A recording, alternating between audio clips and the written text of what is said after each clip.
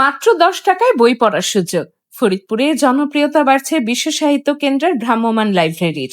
ফরিদপুর জেলা প্রতিনিধি, দৈনিক দেশের প্রত্যয় নিউজ ডেস্ক।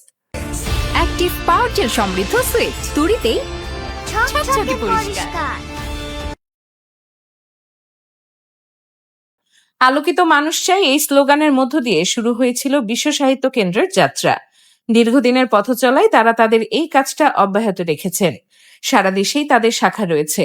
তাদের কর্মীরা শুধু ফরিদপুরের সদরেই নয়, বিভিন্ন উপজেলাতে ও পিকআপে করে পাঠকদের হাতে বই তুলে দিচ্ছেন। জ্ঞানচর্চা ও পাঠাভ্যাস গড়ে তুলতে 2007 সাল থেকে ফরিদপুরে কার্যক্রম পরিচালনা করে আসছে বিশ্ব সাহিত্য কেন্দ্রের ভ্রাম্যমাণ লাইব্রেরি। একটি পিকআপ ভ্যানের মাধ্যমে জেলার বিভিন্ন এলাকায় ঘুরে ঘুরে পাঠকদের হাতে বই পৌঁছে দিচ্ছে প্রতিষ্ঠানটি। জানা যায়, প্রতি মাসে মাত্র 10 টাকা সদস্য চাঁদা দিয়ে পাঠকরা এই লাইব্রেরি থেকে বই সংগ্রহ করে পড়ার সুযোগ পান।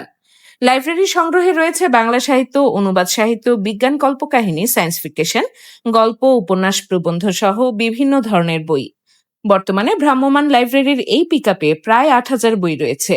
বিশ্ব সাহিত্য কেন্দ্রের সংশ্লিষ্ট সূত্রে জানা গেছে, ফরিদপুর জেলায় বর্তমানে তাদের গ্রাহক সংখ্যা 7,000-এরও বেশি।